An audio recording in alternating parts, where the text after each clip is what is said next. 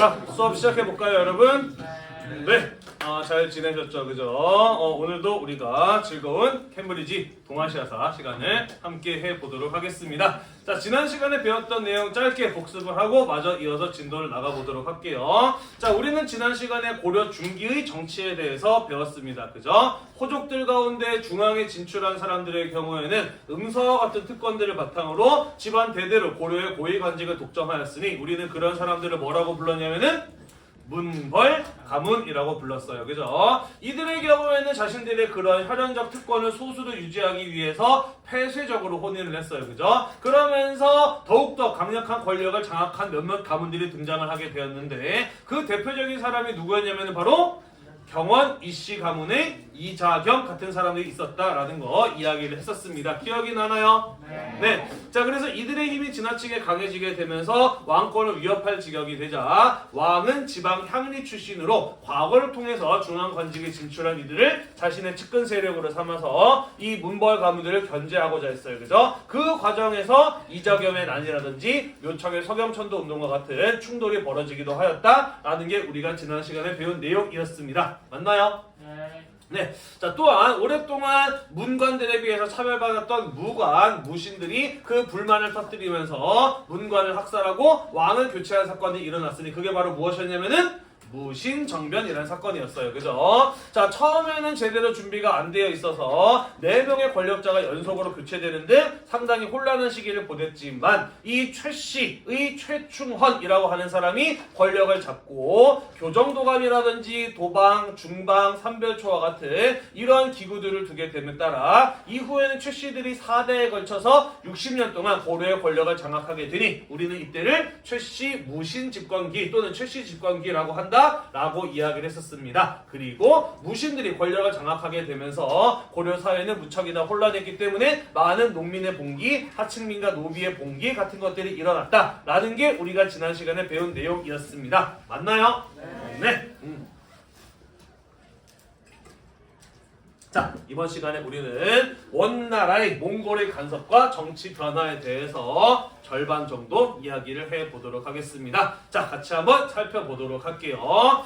자, 몽골이라고 하는 민족 처음 나타난 애들은 아니에요. 이들은 기존에 몽골 초원 지역에서 살아가고 있었습니다. 다만 이들이 살았던 자연 환경은 굉장히 험난한 곳이었어요. 그러다 보니까 이 사람들이 충분히 먹고 살만한 어떤 자원들을 확보하기가 상당히 어려웠어요. 그래서 이 몽골이라고 하는 민족의 힘은 약했습니다. 게다가 이 한정된 자원을 누가 차지할 것인가를 놓고 자기들끼리 싸우는 사람들이다 보니까 더더욱 단합이 안 돼서 더더욱 힘이 약했어. 그래서 이 몽골족들의 경우에는 다른 유목민족들에게 지배를 받으면서 아주 근근히 살아가는 힘이 약한 민족들이었다라는 것이죠. 자, 그런데 이런 어떤 유목민족들의 특징이 있어요. 그건 바로 무엇이냐면 이들이 살아가야 하는 초원 지역은 굉장히 험난한 곳입니다. 그러다 보니 이 사람들은 약육강식의 세계를 살아가게 되고요. 약육강식의 세계를 살아가다 보니까 힘의 논리를 철저하게 따르는 사람들이었다라는 것이죠. 그래서 간혹 가다가 이 강력한 군사력을 가지고 있는 굉장히 뛰어난 능력을 가진 지도자, 부족장 이런 사람들이 등장을 하게 되면 힘의 논리에 따라 그를 중심으로 똘똘 뭉치게 되면서 이전에는 볼 수 없었던 강력한 파괴력을 발휘하기도 되는데 그 대표적인 인물이 바로 몽골족에서는 누구였다? 징기스칸이라고 불리는 사람이었다라는 것이죠. 이 사람은 원래 이름은 테무친이라고 합니다. 몽골 부족의 한 부족장의 아들로 태어나요. 이 사람의 인생도 굉장히 재미있는데 한국사의 영역은 아니기 때문에 궁금하면 동아시아사를 선택을 하시면 되겠어요. 네, 간략하게 요약을 하자면 어쨌든 이런저런 어려움 끝에 이 사람은 자기 부족을 다시 이끌게 되었고 그러면서 굉장히 뛰어난 군사적 재능을 발휘하면서 여러 몽골 부족을 통합하는 데 성공을 하게 됩니다. 그러면서 이후에 몽골족들은 이 테무친이라는 사람을 위대한 지도자라고 부르게 되는데 몽골어로 위대한 지도자가 칭기즈 칸이 되겠습니다.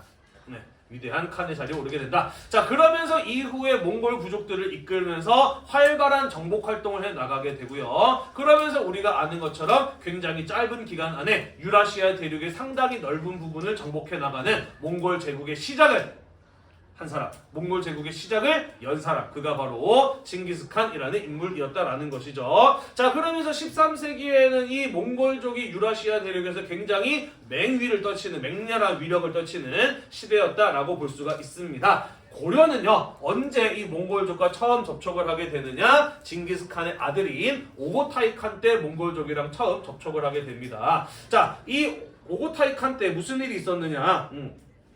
자, 오고타이 칸 때는 몽골족은 활발한 정복 활동을 하고 있는 중이었고요. 혹시 안경 닦는 거 있는 사람? 고마워요. 가까이 있는 사람한테 빌릴게요. 와, 고마워요. 아이고. 아이씨, 안경이 갑자기. 네. 마저 이야기를 할게요. 네, 이 징기스칸의 아들 오고타이 칸 때도 여전히 활발하게 몽골족들은 정복 활동을 하고 있는 중이었고요. 그러면서 거란족을 공격하게 되면서 거란족들의 경우에는 이들 몽골족의 공격에 쫓기면서 동쪽으로 도망을 가게 됩니다. 그러다가 어디까지 넘어가게 되느냐? 고려까지 넘어가게 되어 갑작스럽게 거란이 쳐들어오니까 고려도 당연히 맞서 싸웠습니다. 그러면서 의도치 않게 고려와 몽골이 함께 거란족을 공격하는 이러한 상황이 벌어졌다라는 것이에요. 고맙습니다. 이해되나요? 자, 그러면서 거란족은 산산조각이 나게 되고요. 이후에 몽골에서 저고여라고 하는 인물을 고려의 사신으로 파견합니다. 그러면서 이 사람이 뭐라고 이야기를 하느냐? 몽골족이 거란족을 격파해 줬기 때문에 너네가 지금 무사한 거 아니냐? 우리가 너희의 목숨을 구해준 거는 다른 바 없으므로 목숨값을 내놔라 라고 이야기를 하면서 고려에게 상당히 많은 양의 공물을 바칠 것을 요구합니다. 공물이란 힘이 약한 나라가 강한 나라한테 바치는 여러 가지 물건들을 공물이라고 이야기를 해요. 자, 고려의 경우에는 몽골이라는 민족을 처음 접했습니다만은 지금까지 중국이나 아니면 초원 지역에서 맹위를 떨쳤던 거란이나 여진족들을 격파할 만큼 강력한 민족이라고 하는 것 정도는 알고 있었어요. 그래서 일단은 얘네랑 싸우는 건 피해야 되겠다라고 생각을 해서 그가 요구했던 공물을 그대로 다 줍니다. 자, 그러면서 저고요의 경우에는 공물을 받아서 룰루랄라 몽골로 돌아가는 중이었어요. 그런데 정체불명의 집단에게 습격을 받아서 저고요는 사망을 하게 되고 고려가 바친 공물도 온데간데 사라져버리고 맙니다. 자, 그런 일이 벌어지게 되면서 고려 쪽에서는 뭐라고 이야기를 했느냐? 이거 우리가 한 거 아니다. 아마도 여진족들이 고려 사람으로 변장을 하고 너네의 사신을 죽이고 우리의 공물을 강탈한 것으로 보인다 라고 해명을 했습니다만 몽골 쪽이 듣기에는 뭐라고 들렸을까? 그렇죠. 비겁한 변명처럼 들렸을 거예요. 그죠? 지네가 해놓고서는 아니라고 발뺌하는 거 아니냐? 라고 이렇게 몽골 쪽에서는 생각을 했다라는 것이죠. 그래서 고려에 파견되었던 몽골의 사신이 살해당했던 사건을 계기로 몽골이 고려를 침략하기 시작하였으니 그게 바로 1231년의 일이었다라는 것이고요. 이후에 1270년 고려가 몽골에게 항복을 할 때까지 약 40년에 걸친 긴 몽골과의 전쟁이 시작이 되니 이게 바로 대몽항쟁이라고 하는 것이 되겠습니다. 이해되나요? 네. 자, 이 대몽항쟁 시기에도 마찬가지로 우리가 지난 시간에 배웠던 최씨 무신 정권이 고려의 정권을 장악하고 있던 시기였습니다. 자, 그리고 최씨 무신 정권의 경우에는 몽골과의 항쟁을 이어가기 위해서 수도를 옮겨요. 개경에서 강화도로 옮깁니다. 왜 수도를 강화도로 옮겼을까? 이유는? 그렇죠. 바다 때문이죠. 몽골은 주위를 둘러봐도 바다를 구경할 수가 없는 내륙의 나라입니다. 몽골군들 말은 기가 막히게 잘 탔지만 배는 한 번도 타본 적이 없는 사람들이에요. 그러다 보니 이들 말 탄 이 유목민족의 공격을 피하기 위해서는 바다 건너 섬으로 갈 필요가 있었던 것이죠. 그래서 수도를 개경에서 강화도로 옮겼던 겁니다. 자, 이 무신 정권의 강화 천도에 대해서 전쟁을 하려면 지도부는 안전해야 되는 거 아니냐? 지도부가 살아있어 전쟁할 수 있는 거 아니냐? 나름 현명한 판단이었다 라고 평가를 하기도 합니다만은 한편으로는 지들만 안전한 곳으로 도망가고 백성들은 그대로 위험한 상태로 놔뒀다 라는 비난을 받기도 합니다. 뭐 사람에 따라서 판단은 다양하게 할 수 있습니다만은 이후에 출시 무신 정권이 보여줬던 모습을 보면은 선생님 개인적으로는 후자에 가깝지 않았을까 라는 생각을 합니다. 이 사람들은 안전한 강화도에 있으면서 별로 몽골과 그리 열심히 싸우려는 모습을 보이지는 않아요. 오히려 이 백성들이 육지에 남아서 몽골군의 침략을 몸으로 받아내고 있는 중에도 꼬박꼬박 세금은 다 잘 걷어갑니다. 그러면서 강화도에서 굉장히 잘 먹고 잘 사는 모습을 보이거든요. 그래서 아마도 후자가 아닐까라고 선생님은 개인적으로 생각을 합니다. 어찌되었든 중요한 것은 몽골의 침략을 막아내야 되는 것은 육지에 남아있었던 고려의 백성, 민중들의 몫으로 남게 되었다라는 것이에요. 이해되나요? 네. 자, 여기 지도에 표시가 된 것처럼 한반도 거의 대부분의 지역이 몽골군의 침략을 받게 되고요. 그러면서 엄청난 피해와 고통을 겪게 됩니다. 몽골군이 지나간 곳들은 전부 다 불타고 파괴되고 수많은 사람들이 학살되기도 했어요. 뿐만 아니라 이 몽골군의 침략을 피해서 육지에 살던 사람들의 경우에는 산이나 아니면 섬으로 들어가서 싸우기도 했습니다. 왜 산이나 섬으로 갔을까?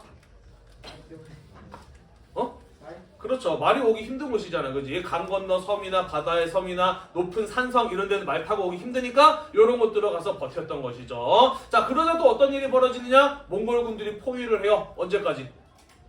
굶어 죽을 때까지. 네, 그러면서 산성이나 섬에서 식량이 떨어져서 수많은 사람들이 굶어 죽고 죽은 사람의 시체를 뜯어먹고 하는 이런 어떤 비극적인 일들이 벌어지기도 하였다라고 합니다. 그런 일이 몇 년 동안 이어졌던 거예요?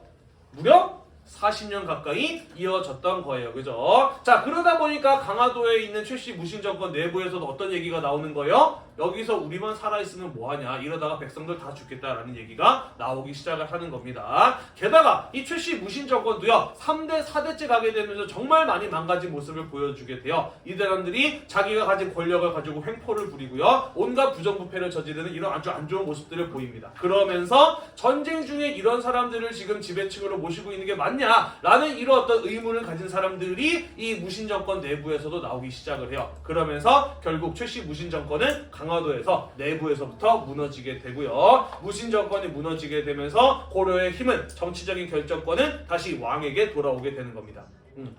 자, 그래서 다시 권력을 회복하게 된 고려의 왕이 원종이라고 하는 사람이에요. 자, 그리고 고려 원종의 경우에는 더 이상 몽골과의 싸움을 이어나가는 것이 무의미하다라고 판단을 해서 몽골에게 항복을 하기로 결정을 내립니다. 자, 그래서 몽골과 강화, 싸움을 그치고 평화로운 상태가 되기를 원하면서 수도를 다시 개경으로 옮기게 돼요.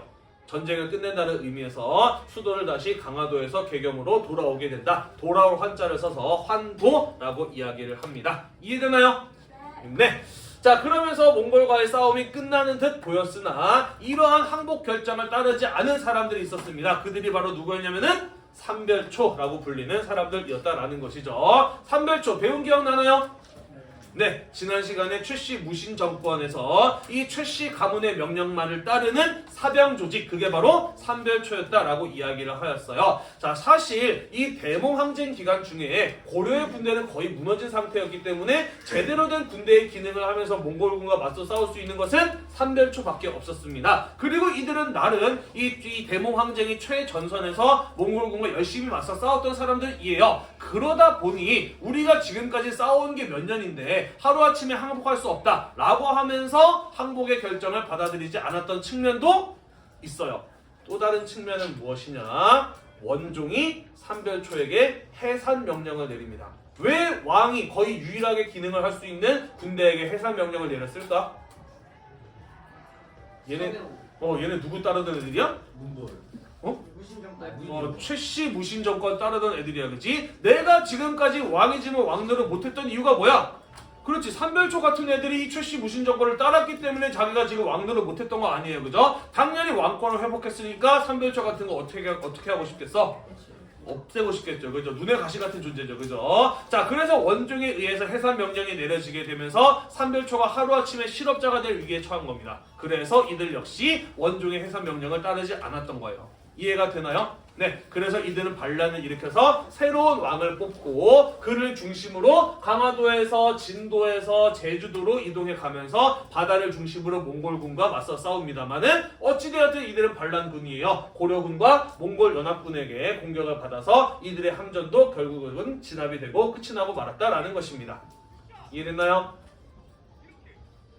이해되죠? 자, 그래서 삼별초를 끝으로 고려의 길고 길었던 대몽 항쟁도 끝이 나게 되었다라는 것입니다. 괜찮으면 말이 덥지 않으면 창문을 좀 닫을까? 체육 수업하는 소리가 많이 들리네?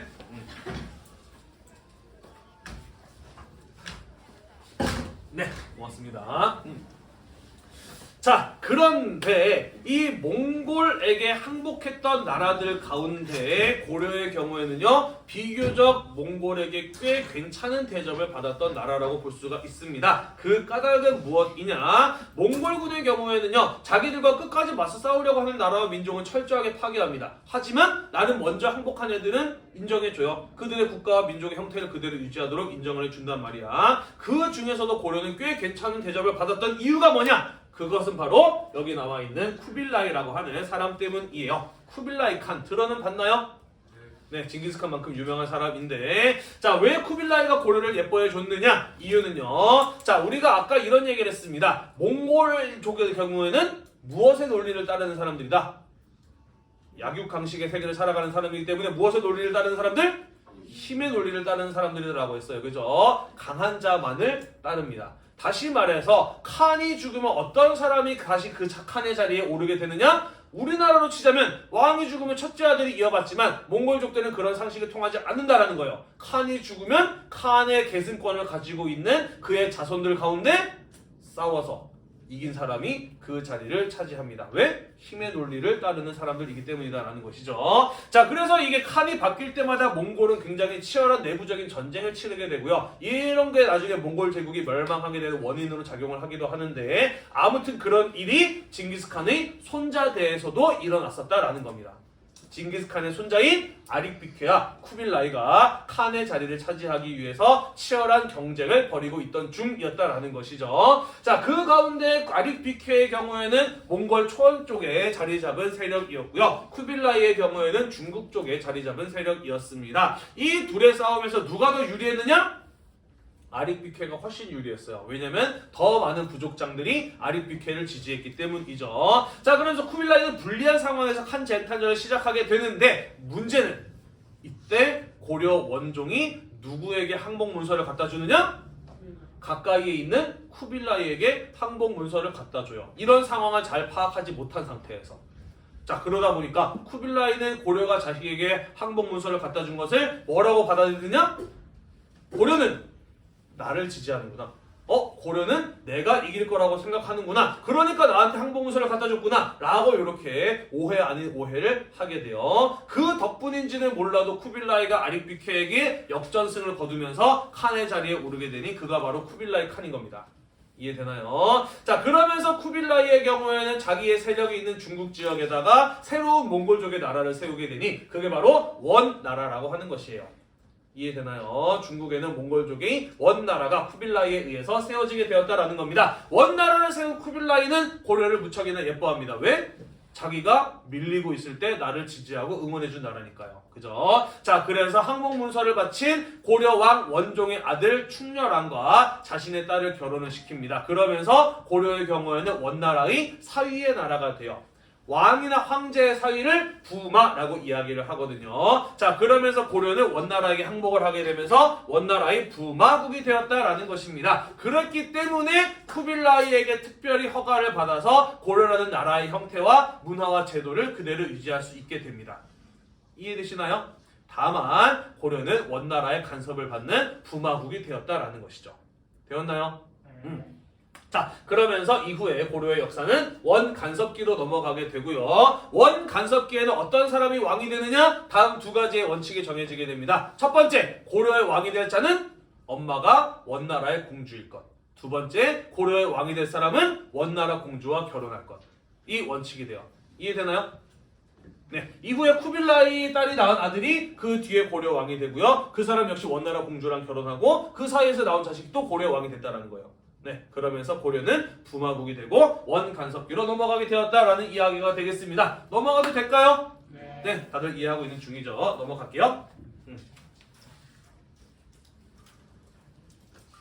자, 그래서 고려가 원나라의 간섭을 받게 되면서 어떤 것들이 바뀌게 되었는지 몇 가지 이야기를 해보도록 하겠습니다. 첫 번째, 왕실 용어 및 관제가 제후국 체제로 격화되었다라고 되어 있어요.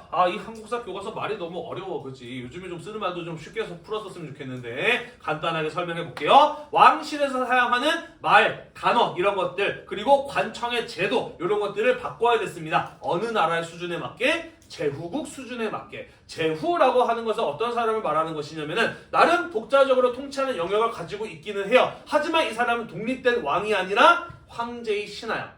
황제의 신하로서 독립된 영역을 통치하는 사람을 가지고 제후라고 이야기를 합니다. 고려는 원나라에게 항복을 하였기 때문에 이후에 원나라의 신하의 나라 제후국이 된 거예요. 이해가 되나요? 그래서 고려에서 사용하는 말이라든지 아니면 관청의 제도 이런 것들을 원나라 아래에 있는 나라 수준에 맞게 급을 낮춰야 된다라는 게 격하의 의미인 겁니다.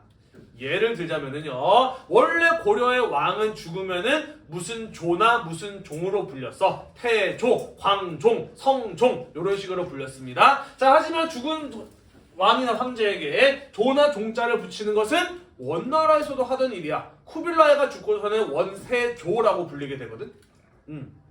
자, 그러니까 고려는 원나라 아래에 있는 나라니까 칸이나 황제에게 붙이는 조나 종 이런 표현 쓰지 마라고 하는 겁니다. 그러면서 원간섭기의 왕들은 조나 종자가 붙지 않고 전부 다 무슨 왕이라고 불리게 되었다라는 것이죠. 충렬왕, 충선왕, 충수광, 충해왕 이런 식으로 불리게 돼요. 공민왕 뭐 이런 식으로. 그리고 대체로 원나라에게 충성했다라는 의미에서 앞에 충자가 붙기도 하죠.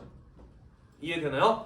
격하되었다라는 겁니다. 자, 뿐만 아니라 고려에서 지금까지 왕을 폐하라고 불렀는데 폐하라는 표현은 원나라에서도 쓰는 표현이니까 너네 나라 왕은 전하라고 불러라 라는 식으로 격하되었고요. 관청도 마찬가지였어요. 고려의 중앙관제는 이성육부제였잖아요. 그죠? 자, 그런데 성이라고 하는 거 원나라도 있다 이거야. 예를 들자면 이런 거죠.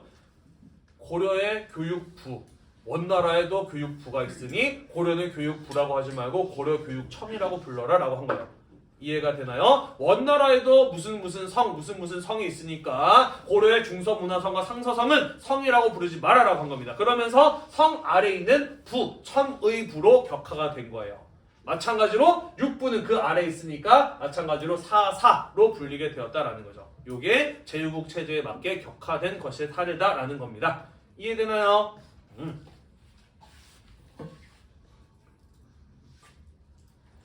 자, 또한 원나라의 간섭과 지배를 받게 되면서 정동행성이라고 하는 것이 설치가 됩니다. 정동행성이라고 하는 것은 무엇이냐? 말 그대로 풀이해보자면은 동쪽을 정벌하기 위한 행성, 지방관청입니다. 정동행성이란 동쪽을 정벌하기 위한 지방관청을 일컫는 말이에요. 자, 고려의 동쪽에는 어떤 나라가 있었나요?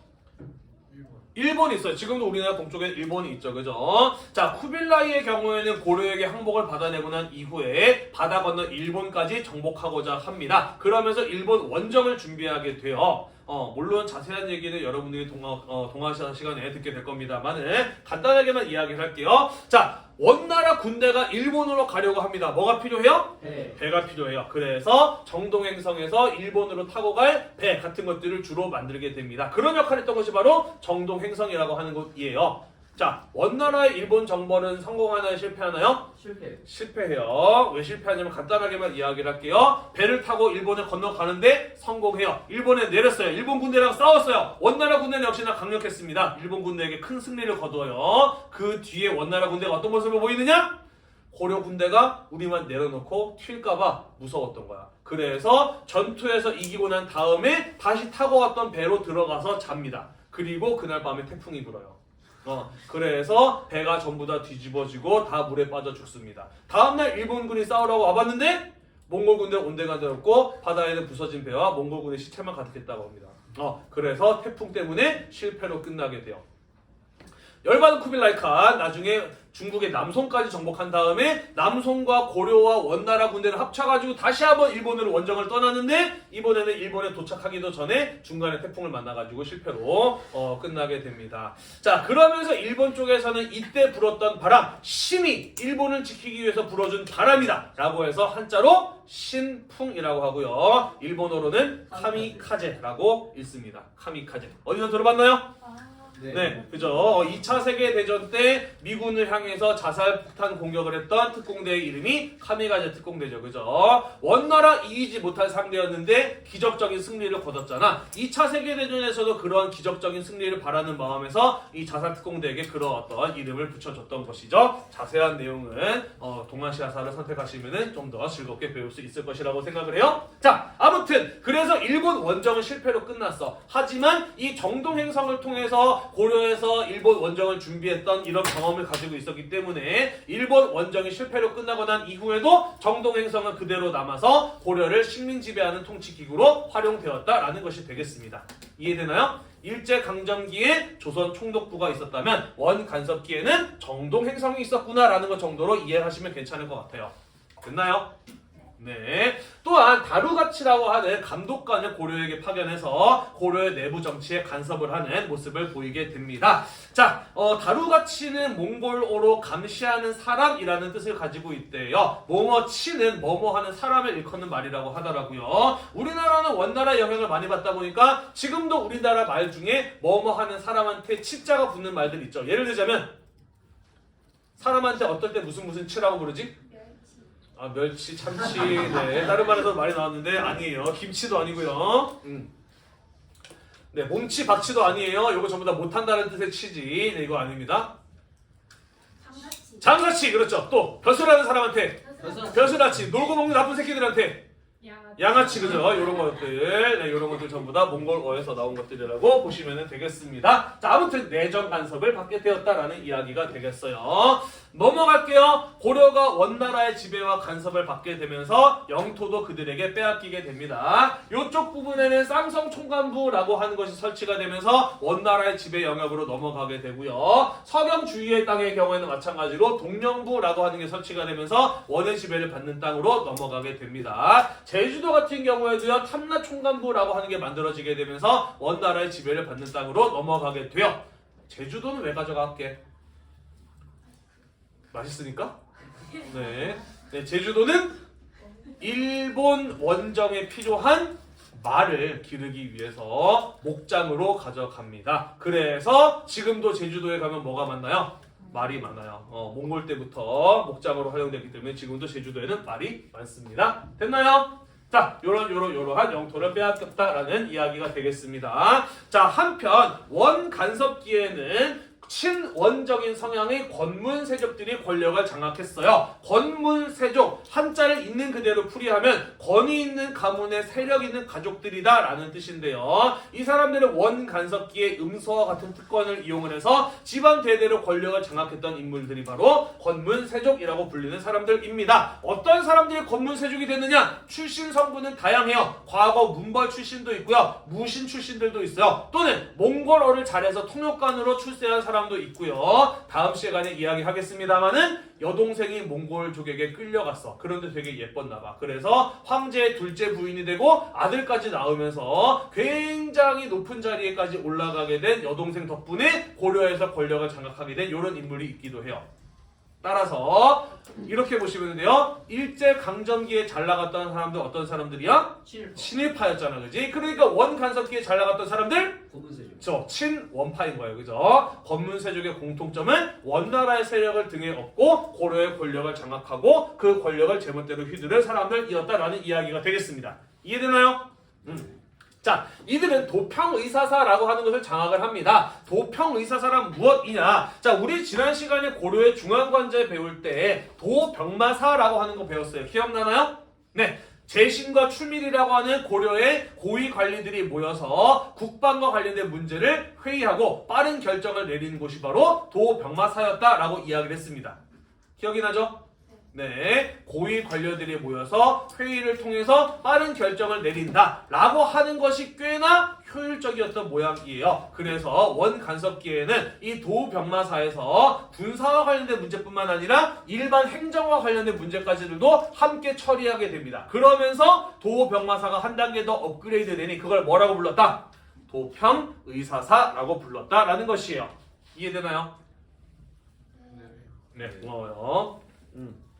자, 행정적인 문제까지도 함께 처리하게 되었으니 더 편리해졌을 수도 있지만 어떠한 문제를 가지고 있느냐? 나라의 모든 일이 도평의사사를 통해서 처리가 되어 이것은 여기 하나만 장악하면 고려의 모든 권력을 장악할 수 있었다라는 것이죠. 이해가 되나요? 그리고 누가 그렇게 했다?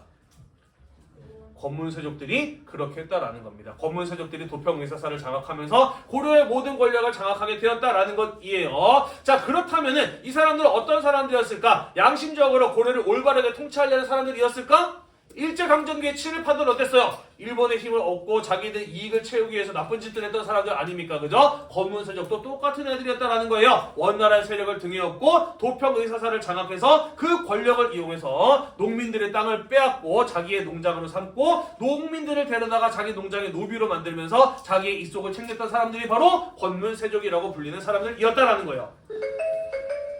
이해되나요? 네. 자, 그리하여 백성들의 삶도 굉장히 괴로웠을 뿐만 아니라 나라의 세금을 제대로 내려면은 농민들이 자기 땅에서 잘 먹고 잘 살아야 되는데 그 땅도 빼앗기고 농민들이 세금이 안 내는 노비가 되어버리고 말았어요. 국가로 들어오는 세금 수입도 어떻게 되었다? 그렇죠. 약화되었어요. 그죠? 그러면서 국가의 재정 수입도 크게 악화되는 이런 부작용이 나타났던 것이 바로 원간섭기의 권문세족들에 의한 문제점들이었다라는 거예요. 이해되나요? 네.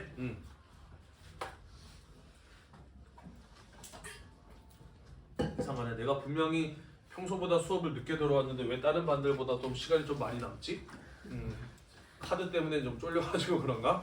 아니면 일찍 가는 수요일이라서 좀 빨리 보내고 싶은 기분인가? 네. 아무튼 여기까지 이해가 됐죠? 네, 넘어갈게요. 자, 그 외에도 원나라의 경우에는 자기들이 필요로 하는 금이나 은, 고려의 대표적인 수출품인 인삼 이런 것들을 수도 없이 곡물로 바칠 것을 요구했고요. 고려는 그 요구를 들어줄 수밖에 없었다라는 것이죠. 그래서 국가적으로나 아니면은 민생의 차원에서나 이 원나라의 지배는 굉장히 큰 피해가 아닐 수 없었다라는 것입니다. 이러한 물적인 수탈뿐만 아니라 인간에 대한 수탈도 이루어지게 되어 원나라는 고려에게 많은 공녀와 환관을 보낼 것을 요구하였습니다. 공녀라고 하는 것은 곡물로 받쳐지는 여성들을 일컬어 공녀라고 이야기를 해요. 몽골족들은 고려의 여성들을 데리고 가서 황제나 아니면은 몽골 귀족들의 첩, 둘째 부인, 셋째 부인 또는 하녀로 삼았다라고 합니다.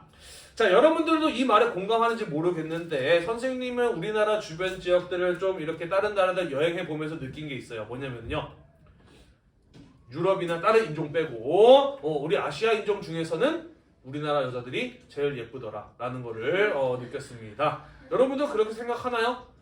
네, 연예인이나 TV에 나오는 사람들, 이런 사람들 빼고 일반인들만 놓고 보면은 정말 우리나라 여자들이 되게 예쁜 편이구나 라고 하는 것을 외국에 나가면서 정말 많이 느껴봤어요. 저 사람 좀 예쁘다, 좀 가까이 가서 봐야지 라서 보면은 한국 사람인 경우도 몇 번 있었어요. 이러한 경험을, 이러한 생각을 나만 했던 모양은 아니야. 나만 이런 생각했던 것은 아닌, 뭐라고 설명해야 돼? 말이 꼬였다. 자, 아무튼 네, 몽골족들도 워낙 넓은 지역을 정복했잖아. 그러면서 수많은 지역의 수많은 민족들로부터 공려를 받았는데 그들 가운데 가장 인기 좋은 사람들은 고려의 공녀들이었다라고 이야기를 해요. 왜 그랬대요? 예쁘니까, 그죠? 그래서 요즘 잘 나가는 사람들이 내가 좀 잘 산다라고 할 때 외제차 한두 대 끌고 다녀야 됐던 것처럼 내가 좀 몽골에서 힘 좀 쓰는 귀족이야 라고 하려면 고려 출신의 공녀를 한두 명 정도는 데리고 있어야 됐다라는 이런 이야기도 돌기도 했답니다. 자, 우리는 이렇게 살짝 웃으면서 이야기를 했지만 나의 여동생이나 딸이 몽골에게 공녀로 끌려간다고 생각을 해보세요. 굉장히 가슴 아픈 일이 아닐 수가 없죠. 그죠? 자, 그러면서 이로 인한 고통도 굉장히 컸다라고 볼 수가 있겠습니다. 환관은 뭔가요? 우리나라로 치자면 내시 같은 존재죠. 그죠? 황제의 곁에서 궁궐에서 이런저런 황제의 수발을 드는 남성들을 일컬어 환관이라고 하는데, 환관이 되기 위한 조건은 무엇인가요? 써있잖아. 환관이 되기 위한 조건. 거세를 해야 돼요. 성 기능이 없어야 됩니다. 왜 그럴까요?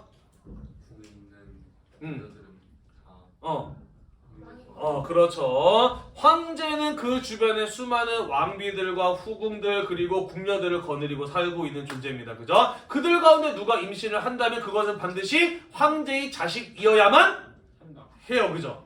그래야 그 사람이 이제 황제의 자리에 이어받을 계승권을 갖게 되는 거잖아. 그치? 그런데 왕이나 황제 옆에 성 능력이 있는 남자가 또 있다라고 한다면 궁녀가 임신했을 때 얘가 황제의 애를 임신했는지 아니면은 난 몰래 황관이랑 이제 눈이 맞아가지고 애를 임신했는지 어떻게 확인할 거야? 확인할 길이 없어요. 그죠? 그래서 황제의 수발을 드는 사람들의 경우에는 철저하게 거세된 사람들만으로 뽑았다라는 겁니다. 이해가 되나요? 네. 몰라도 되는데 시간이 조금 남았으니까 부연 설명을 좀 해볼게요. 여러분들 시각을 보호하기 위해서 U와 W로 좀 표시를 해보겠습니다. 네. U와 W로 표시를 해볼게요. 우리나라 내시가 되기 위한 조건과 중국의 환관이 되기 위한 조건은 약간의 차이가 있어요. 둘 다 성 능력이 없어야 되는데 조선시대의 내시들의 경우에는 W 부분만 없어도 조선의 내시가 될 수 있었습니다. 네, 그래서 조선의 내시들의 경우에는 서사 소변을 보는 거 가능해요. 성생활도 가능해요. 다만 자식을 못 만들 뿐이죠. 그런데 이 중국의 환관이 되기 위한 조건이 조금 더 까다로워서 그렇죠. 여기 U자 부분도 마저 없어야 중국의 환관이 될 수가 있었어. 그래서 중국의 환관들은 서서 소변을 볼 수 있다 없다? 없어요. 앉아서 소변을 봐야 됐어요. 성생활 당연히 못한다라는 거죠. 자, 그렇기 때문에 보통은 어떤 사람들이 환관이 되었느냐? 불의의 사고로 U나 W를 잃은 사람들이 환관이 주로 되었는데 그러다 보니 그런 사람들로만 환관의 숫자를 채울 수가 있었을까? 없었다는 거죠. 환관의 숫자를 채우려면 어떻게 해야 돼? 인위적으로 거세단 사람들을 만들어야 됐던 겁니다. 따라서 고려에게 환관을 요구했다라고 하는 거 뭘 말하는 거예요? 너네 나라 남자들 잘라서 바쳐 라고 이야기를 했던 겁니다. 우리는 웃으면서 이야기를 했지만 이게 내 일이라고 생각해보세요. 웃을 일이에요? 아니에요. 그죠? 엄청난 비극이 아닐 수가 없죠. 그죠? 자, 그러면서 이런 원간섭기에는 인적인 피해 상당히 컸다라는 이야기가 되겠습니다. 자, 그래서 우리는 고려가 원나라의 간섭을 받게 되면서 어떠한 피해를 입었는지 쭉 한번 살펴보았어요. 당연히 원나라의 간섭과 지배를 받고 싶었겠어? 받고 싶지 않았겠어? 받고 싶지 않았겠죠. 그죠? 하지만 원나라가 워낙 힘이 강했기 때문에 그대로 끌려갈 수밖에 없었습니다. 하지만 14세기 중반 이후로 가게 되면서 중국에서 명이라는 새로운 나라가 세워지게 되고요. 점차 원나라의 힘이 약해지게 되면서 고려에서는 원나라의 간섭과 지배로부터 벗어나기 위한 노력이 몇 가지가 시도가 되는데 그 내용은 우리가 다음 시간에 마저 이어서 살펴보도록 하겠습니다. 오늘도 공부하시느라고 대단히 고생이 많으셨고요. 이 영상이 여러분들의 한국사 공부에 도움이 되셨다면 구독과 좋아요 잊지 말고 눌러주세요. 수고했습니다. 아이고 고마워요. 오늘 다른 반에서 녹화 끝나면 박수